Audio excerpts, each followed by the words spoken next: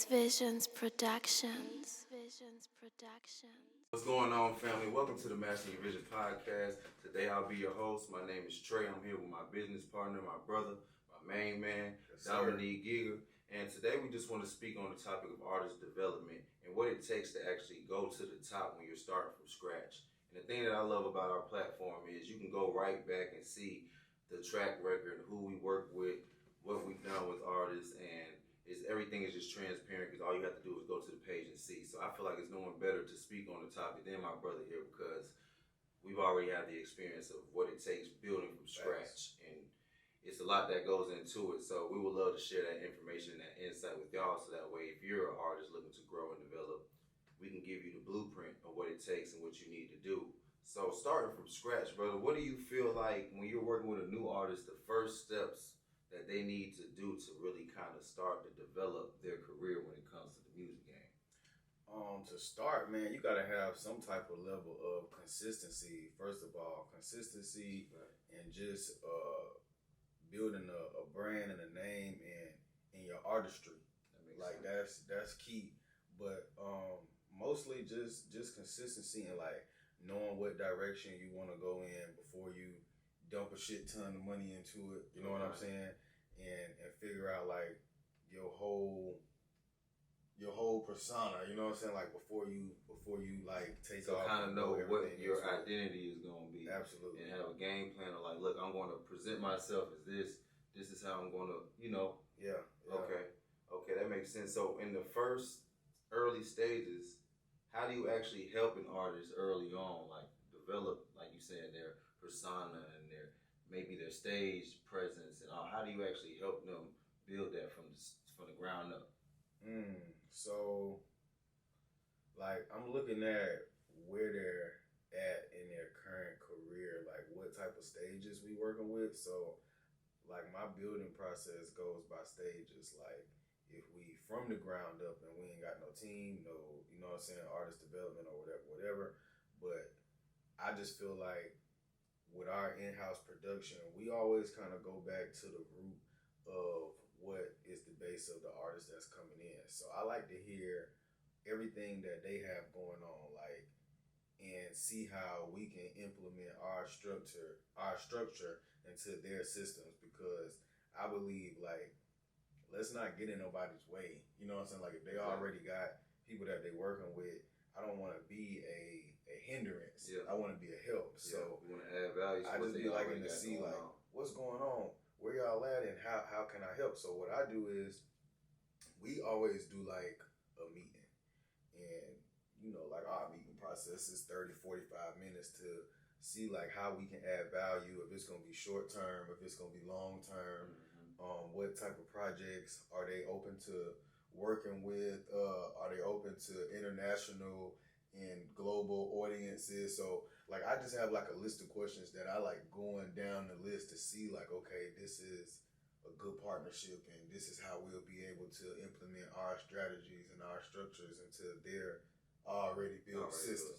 You know what I'm saying? So I kind of like play it ear by ear, you know what I'm saying? Because I always go by what the artist already has. And then I make plans. Yeah, then I start making plans. That makes sense because it pretty much depends on where they at in their career too, on what exact game plan that you're gonna set up for them. Like you said, how you can add. Because if they start from scratch, they don't have no team. That's gonna be a totally different ball game than if they're starting from scratch, but they already have some kind of. They got a manager or a role manager or somebody that might do merch, or they might have somebody that take bookings already. Like, you don't really know, so you got to ask questions and see how we can implement these people and the people that they have, make sure that they're doing the maximum amount, like to cover their job. Like, okay, if you the booking manager, do you have all the tasks and roles of the booking manager, or are you just doing some?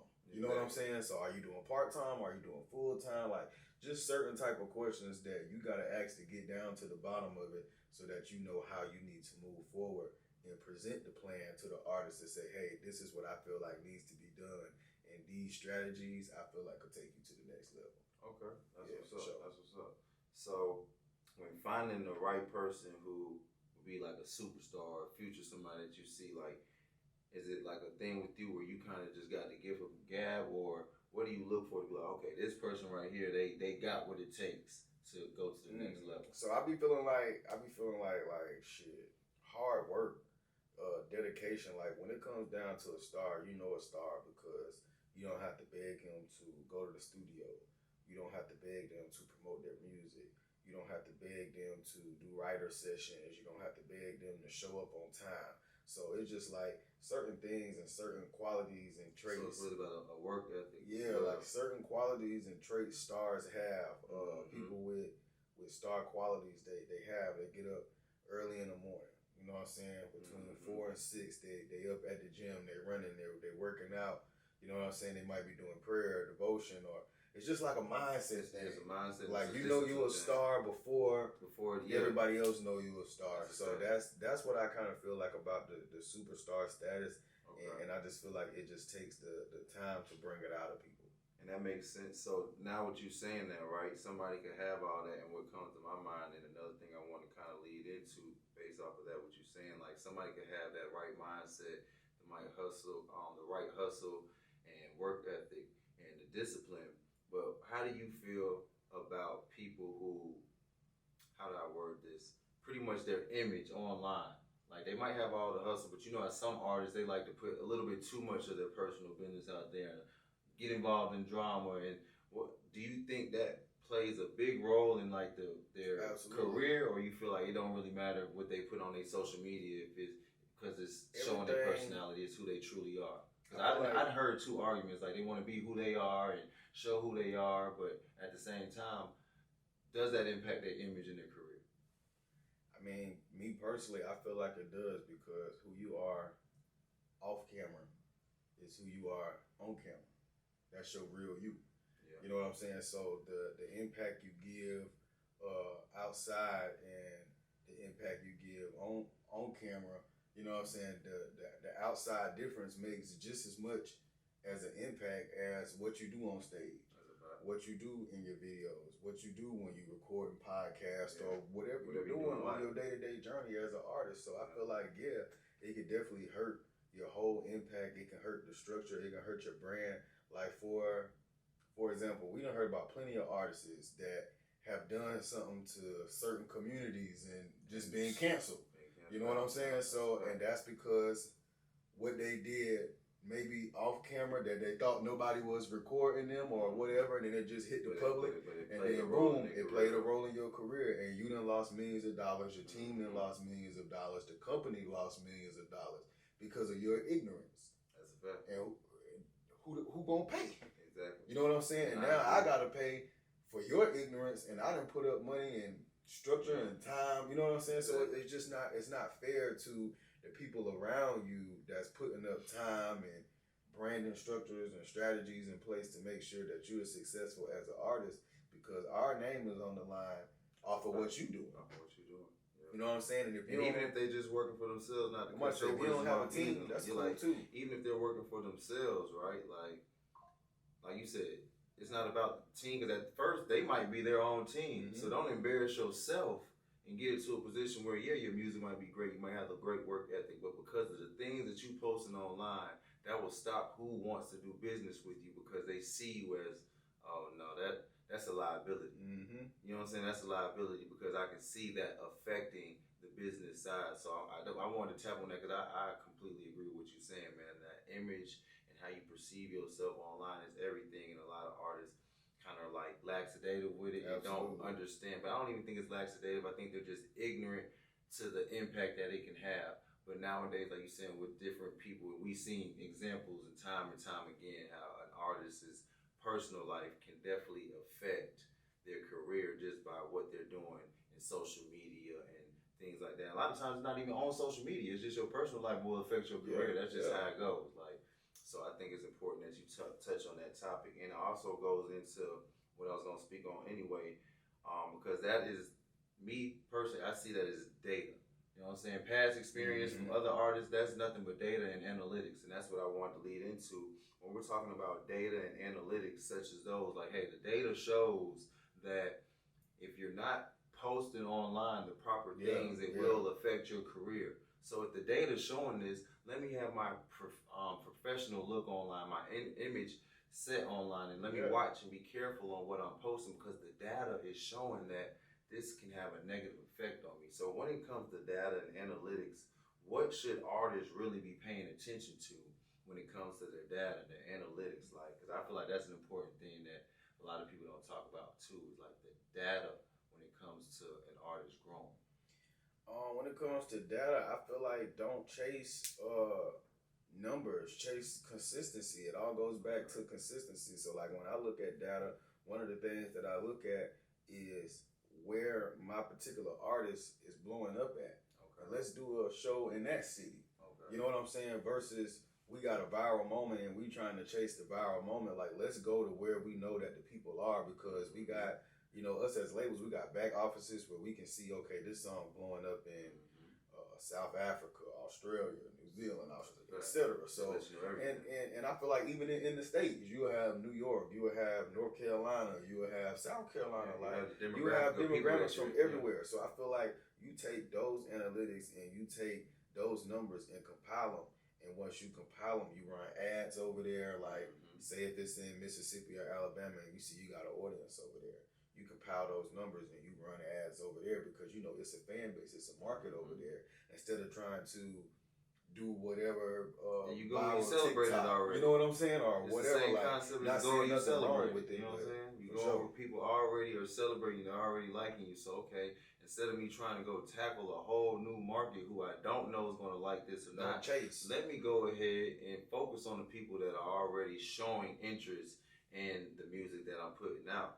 So that way, only thing that you can do from there is build momentum with the people who are already showing you that they're interested. So that I feel like that's definitely very sound advice. Like that's key. I hope ain't nobody missing none of them jewels that you drop, because you're really giving a whole lot of free game for somebody who is just getting started, that they really can take and execute on right now and see some changes in their career or whatever it is that they're doing. Because this don't even just go for music. It can go for, not just an artist. It can go for a producer. It can go for whoever it is that's in the music field. Because we're talking about discipline, your mindset, your professionalism when you're showing yourself online. Like, all of these things are key to that's just like the NBA, man. You remember when we was growing up, like they had a saying, like, what you do off the court is the same effect as what you do on the court. That's the same shit. That goes with music. Like, it's like, man, whatever negative effect you have or whatever positive effect you have, that's what's gonna play out in the media. That's what's gonna play. And 9 times out of 10, you know how it goes. Ain't nothing pretty much changed from shit ever. Yeah. Really, the news is always gonna basically put out the negative over the positive. So when you doing it like that, like, okay, you know they're gonna put out the negative. So why not constantly push a positive narrative? Or why not constantly push your music to the point where that's all that there is to talk about?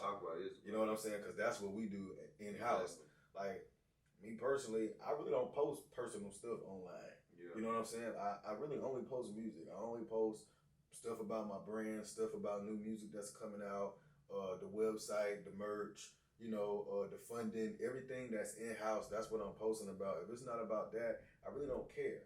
Because my job every day is to promote my artist. Get up every day, promote this artist. I don't care if you like it, if you love it, if you hate it, whatever. I just got my head down and I just know that I'm doing my job. Exactly. You know what I'm saying? So some days we gonna pick up some fans and some days we might not pick up no fans. You know what I'm saying? But what I know about music is it's repeated. It's in the cycle. So it's everlasting. Yeah. You know what I'm saying? And once you have an everlasting product, you know, you and your intellectual property and all that, you good, man. You championship good because you already kind of paved the way, you know. You just build and stack on top of that. That makes sense. That's how we roll. Yeah, that makes sense. So, what really makes a record connect when it comes to making a hit record? Is it the timing of it? Is it the message? Is it following a certain trend that's going on? What is behind making a hit song for those artists out there that's looking like, okay, I want a breakthrough song? What can get them that breakthrough song? What should they be focused on when it comes to making a hit? A feel. Focus on the feel. Focus on making feel good music. Like all of the hit songs that we've created, like with inside of Ace Visionz, like I've called every last one of them out. Like, yep, that's a hit. Yep, that's a hit. You know what I'm saying? And I feel like even outside of the hit records that we have, I don't strive to make all hit records. Like, I don't go in the studio like, oh yeah, we're gonna make a hit today. Yeah. Like, I don't do that. I just go in the studio like, let's make a vibe. Let's make some timeless music. Let's make some music that's gonna move a soul. You know what I'm saying? Let's make some music that's gonna have somebody feel good today. When they get off of work and they have a long day, they can put something on and ride to. So that's what type of music that I've always been in the market of making. I've never chased a viral moment or tried to chase the next sensation. I've just always just had a focus for just making good music, wanting people to hear good music, put out positive vibes, positive energy. You know what I'm saying? And outside of the field, of course you gotta have good lyrics. Of course you gotta have the beat.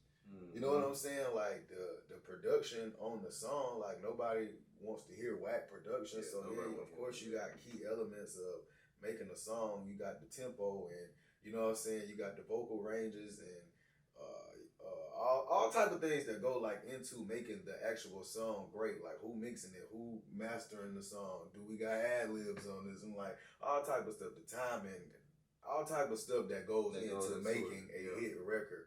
But the main thing is just going and making good music. If your focus is on making good music, you'll get a hit. That's a fact. And that's crazy because I was just finna ask you too. So when it comes to a hit, and I already know your answer because, you know, we work together, but for the people, if you get a hit, do you kind of like, is it like, will you know it's a hit, or will it just be like, man, I ain't know that was gonna do that? Because I done heard both sides. Right. I done heard both sides. Like people would get a hit and they be like, man, I knew that was gonna be a smash. But I done heard people get a hit and be like, honestly, like I forgot what artist it was, but they was like, I didn't even like that song, but it blew. I've heard that before. You know what I'm saying? They ain't even like the song and it blew. But so in your opinion, you saying you gonna know when it's a hit though? Yeah, you absolutely. Gonna feel it. Absolutely. Okay. Every last hit that we've had inside of the company, I knew. You already knew. Like, hey, I called it before it came out. Like I put songs out in 2020, and people telling me, man, turn that off, man. That ain't out yet. I'm like, man, I'm telling you now, this one. And I can vouch for that because I didn't see you 2 years later. I didn't see you call, bro. 2 years later, it's all over. A year later, it's all over. Like I don't know. Like, and I pride myself on, you know, giving God the credit for that because He's giving me an ear. A gift to do that. You know what I'm saying? To hear certain things, and when I know it, I know it. You know what I'm saying? It's like a instant feel. Like I can't knock it or turn it off if I wanted to. You know what I'm saying? Like it's just a feeling. So really, I say it's a little bit of both. But I would say, for me, in my experience and with your experience, is mainly most of the times you gonna know when you drop a hit. Like, hold on, we got one. It's a hit. For sure. Now there are those that sleep that you know what I'm saying. You sleep on yourself and you end up dropping it, and the people just end up gravitating. We do have those, but for the most time, if I had to say percentage wise, I say 80% of the time you gonna know when you get it. Like, yeah, this one right here, because it's gonna make you push it. Because it's been hits where people have literally pushed a hit for two. That's like you said, you pushed the same song for 2 years because in your mind you're like, nah, this is a hit. It's just the right people ain't heard it. The right people ain't heard it yet. So you keep pushing because in your mind you like, you know it's a hit. But then there's those songs that, like I said, 20% of them songs that sleep through that you like, ain't nobody checking. I'm not even tripping on that song. And it end up blowing up. You like, damn, I ain't expect that. But 80% of the time it's a hit because you know it's a hit and you're gonna move like it's a hit because you're gonna treat it like this is a hit. You're gonna promote it like it's a hit. Yep. You're gonna put your money behind it like it's a hit. You ain't gonna stop talking about it like it's a hit. You're gonna be excited about it like it's a hit. You're gonna make somebody else excited about the song just because how you coming with it. So I definitely agree. So that's good game for people to understand too. Like you gonna know that feeling when you got a hit. So just keep working until you get one. Just like my brother said, don't chase the hit. That's the just lead. Create the good music.